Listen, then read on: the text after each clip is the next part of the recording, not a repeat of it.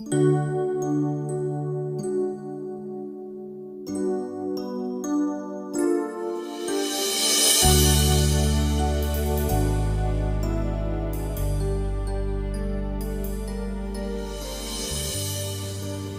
वालेकुम दोस्तों आज की जो टॉपिक है हमारा आज का वो है मिर्गी, जिसको इंग्लिश में एपिलेप्सी कहा जाता है।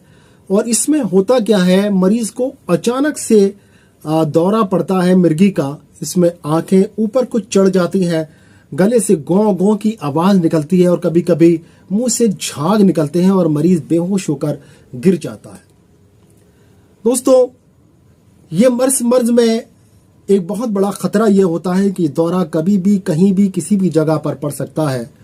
और इसमें खतरा यह होता है कि खुदा न खास्ता अगर कहीं हम सड़क पर जा रहे हैं और उस वक्त में ये दौरा अगर पड़ गया तो क्योंकि दौरे में कोई होश नहीं रहता है तो किसी गाड़ी वगैरह से कोई एक्सीडेंट ना हो जाए।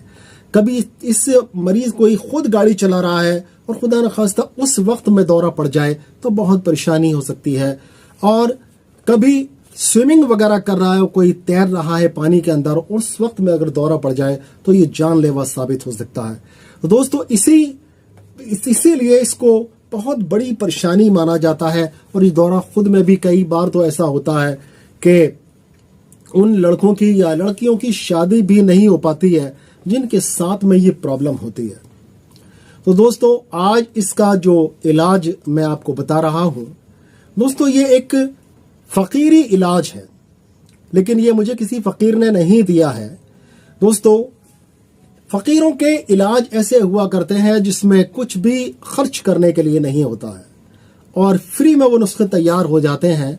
यह भी इसी तरह का एक नुस्खा है जो फकीरों से चलते चलते हम तक पहुंचा है। तो इस नुस्खे का मैं आपको बता रहा हूं कि इस नुस्खे को कैसे इस्तेमाल करना है, कैसे तैयार करना है और किस तरह से इस्तेमाल करना है। और मुझे पूरा यकीन है दोस्तों, इस नुस्खे को जिन लोगों ने इस्तेमाल किया है उन्होंने ये रिजल्ट दिया है कि दौरों की तादाद, जो दौरे उनको पड़ा करते थे, उनकी तादाद धीरे धीरे कम हो गई और फिर बरसों तक उनको कोई भी दौरा नहीं पड़ा और वो बिल्कुल सही हो गए।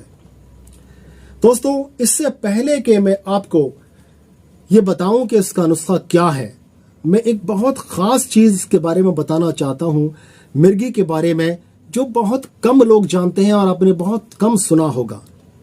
मिर्गी के दौरे जिन लोगों को पड़ते हैं और पड़ते रहते हैं, कभी कभी ऐसा होता है किसी को हफ्ते में एक आध दौरा पड़ता है, किसी को महीने में एक आध दौरा पड़ता है, किसी को कई महीने बाद पड़ता है। तो ऐसे मरीज भी होते हैं जिनको दिन में कई बार दौरे पड़ जाते हैं। इसकी वजह दोस्तों क्या होती है, कभी कभी खून की बहुत ज्यादा कमी होना भी इसकी वजह होती है। कभी आपके ब्रेन के अंदर, आपके दिमाग के अंदर कोई ट्यूमर वगैरह पल रहा होता है, उसकी वजह से भी कभी कभी ये दिक्कत हुआ करती है। या फिर आपने हस्त मैथुन जो है कम उम्री में बहुत ज्यादा किया होता है, उसकी वजह से भी ये बीमारी पैदा हो जाती है। और दोस्तों, कमजोरी की वजह भी ये बनती है, खून की कमी की वजह भी बनती है। तो दोस्तों, ये वजूहात क्या है, ये तो एक बहुत तवील मैटर है। आज इसके इलाज पर बात करते हैं।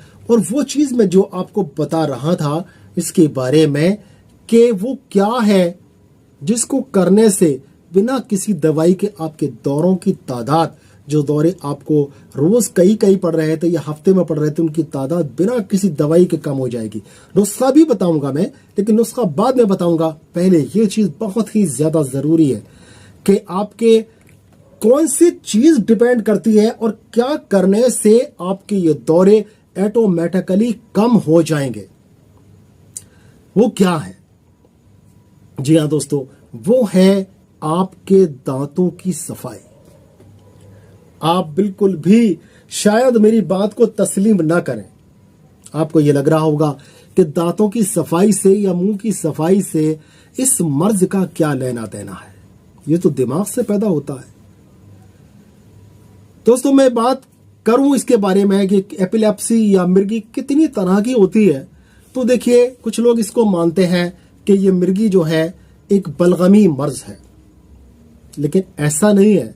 ये बलगम की वजह से पैदा होती है बहुत हद तक ये बलगम की वजह से पैदा होती है, और बलगम के बढ़ जाने की वजह से जिस्म के अंदर ज़ौफ़ पैदा होता है, कमज़ोरी पैदा होती है, दिमाग के अंदर ज़ौफ़ और कमज़ोरी पैदा होती है। उसकी वजह भी ये एपिलेप्सी या मिर्गी का दौरा पड़ सकता है। लेकिन ये ज़रूरी नहीं है कि हर बार मिर्गी की वजह आपके बलगम का बढ़ना ही हो। आपके पित्त की बढ़ने की वजह से यानी सफरा के बढ़ने की वजह से भी मिर्गी हो सकती है, यानी सौदा के बढ़ने की वजह भी मिर्गी का दौरा हो सकता है। अब इसमें जो यूनानी रिसर्चेस हुए, उन रिसर्चों में यह पाया गया कि मरीज को कैसा महसूस होता है जब उसको दौरा पड़ता है।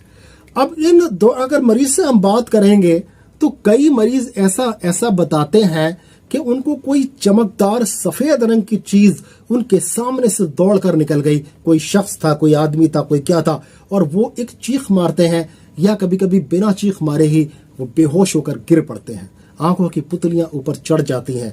तो यहाँ पर हमें डिफरेंशिएट करने की जरूरत है, इसको पहचान करने की जरूरत है। अब इसको कैसे डिफरेंशिएट करेंगे कि हम ये जो हमें मिर्गी का मर्ज है ये सौदा के बढ़ने की वजह से है, यानी वात की बढ़ने की वजह से है, या सफरा यानी पित्त की बढ़ने की वजह से है, या बलगम के बढ़ने की वजह से है। कैसे हम इसको फाइंड आउट करेंगे? तो बहुत आसान तरीका है। मरीज से जब हम बात करते हैं तो मरीज कहता है कि मुझे लगता है कोई चमकीली सी चीज, सफेद सी चीज जो है वो निकल के गई है और वो दौरा पड़ जाता है। अक्सर मैं इस तरह की सफेद सी चीज कोई देखता हूं तो आप समझ जाइए सफेद चीज देखी है उसने तो ये बलगम के बढ़ने की वजह से हुआ है। ये दौरा जो पड़ता है ये बलगम की वजह है। और अगर वो बताता है, मरीज बताता है कि मुझे दिखाई देता है कोई पीली सी चीज, कोई चमकीली पीली सी चीज मेरे सामने से निकल कर गई है, वो आदमी, जानवर या कोई भी ऐसी रोशनी या कुछ भी हो सकता है, वो पीली चीज, कभी कभी वो शिनाख्त करता भी है, कभी नहीं भी कर पाता है, तो आप फौरन समझ जाएंगे कि ये पित्त की बढ़ने की वजह से यानी सफरा की बढ़ने की वजह से ये एपिलेप्सी का दौरा या मिर्गी का दौरा पड़ता है। अगर वो पेशेंट ये बताता है कि कोई हरे रंग की चीज मैं देखता हूं और कोई हरे रंग की चीज जो है वो मेरे सामने से चमकीली चीज निकलती है और दौरा पड़ जाता है, तो यहां आप ये समझेंगे कि उसको सौदावियत यानी सौदा बढ़ने की वजह से उसको ये बीमारी हुई है। दोस्तों, हमने ये चीजें अब फाइंड आउट कर ली कि किन किन वजूहात से ये बीमारी होती है, यानी सौदा, सफरा या बलगम, इनमें से किसी भी चीज के बढ़ने की वजह से ये बीमारी हो सकती है। लेकिन यहां पर दांतों को साफ करने से ऐसा रिसर्चेस में पाया गया है और ऐसा आमतौर पर देखने में आया है, मेरे भी मुशाहिदे में आया है कि जिन लोगों के दांत हमने साफ करवाए उनको मिर्गी का दौरा पड़ना बंद हो गया। उनको स्मोकिंग से दूर करना है, उनको शराब से दूर करना है, उनका गुटखा, पान, तंबाकू से दूर करना है, उनके दांतों को पूरी तरह से साफ रखना है। और आप देखेंगे कि सिर्फ दांतों को साफ करने से ही इन दौरों में बहुत ज्यादा कमी आ जाती है। लेकिन अब आइए बात करते हैं इसके नुस्खे पर। तो दोस्तों, एक पेड़ होता है बेल का पेड़, जिसको सभी ने देखा होगा। बेल या बिल्व भी इसको कहा जाता है, कुछ लोग इसको बेल पत्थर भी कहते हैं। तो इसके हमें पत्तियां लेनी है। कितनी पत्तियां लेनी है? मैं पहले पत्तियां दिखा रहा हूं आपको। ये इस तरह का होता है। इसकी 2 पत्तियां आखिर में ऐसे निकली होती हैं और एक पत्ती आगे को लगती है इस तरह से। तो आपको इसका क्या करना है, ये 3 पत्तियां प्लस इसके 2 पीछे की पत्तियां, यानी केवल आपको 5 पत्तियां लेनी है। जी हाँ, 5 पत्तियां लेनी है। और इन 5 पत्तियों को लाकर आपको साफ सुथरा करके यानी धोकर इसको, और इसमें 5 काली मिर्च मिला लेंगे और इसको आप मिक्सी में, ग्राइंडर में डालकर आप इसको पीस लेंगे, या इसको कूट कर आप थोड़ा सा पानी डालकर इसका शरबत या लस्सी सी तैयार कर लेंगे इसको, और बिना छाने ही पेशेंट को सुबह खाली पेट पिला दीजिए। अगर दौरों की तादाद ज्यादा है तो आप इसको दिन में 2 बार सुबह और शाम को पिला दीजिए। आप इसको कुछ दिन तक कंटिन्यू रखिए और देखिए बिल्कुल फ्री का नुस्खा, आपको कुछ भी इसमें खर्च नहीं करना है। और आप इसको कंटिन्यू 40 दिन तक पिला दीजिए। यकीन के साथ मैं कहता हूं कि मैं इंशाअल्लाह ताला ये दौरे पड़ने बंद हो जाएंगे, आप मिर्गी से आजाद हो जाएंगे। लेकिन कुछ चीजों को याद रखिए कि आपको ऐसी चीजें खानी है जो आपकी ग़िज़ाइयत को बढ़ाएं, आपकी ताकत को बढ़ाएं, आपकी जिस्मानी क़ुव्वत को बढ़ाएं।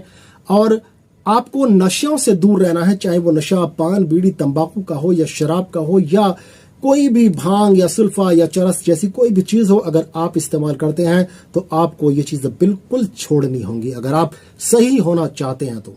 दोस्तों, बहुत ही अच्छे नुस्खे और बिल्कुल सच्चे नुस्खे हम इस चैनल पर दिया करते हैं, तो आप इस चैनल को सब्सक्राइब कर लें, बेल आइकन नोटिफिकेशन जरूर ऑन कर दें ताकि हर नुस्खा आपको मिल जाए।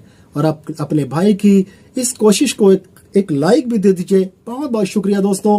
फिर मिलते हैं इंशाल्लाह किसी और एक परेशानी बीमारी को लेकर, उसका बहुत ही अच्छा सा इलाज लेकर। तब तक अपने भाई को इजाजत दें। अस्सलाम वालेकुम व रहमतुल्लाह अलैहि व बरकातुहू।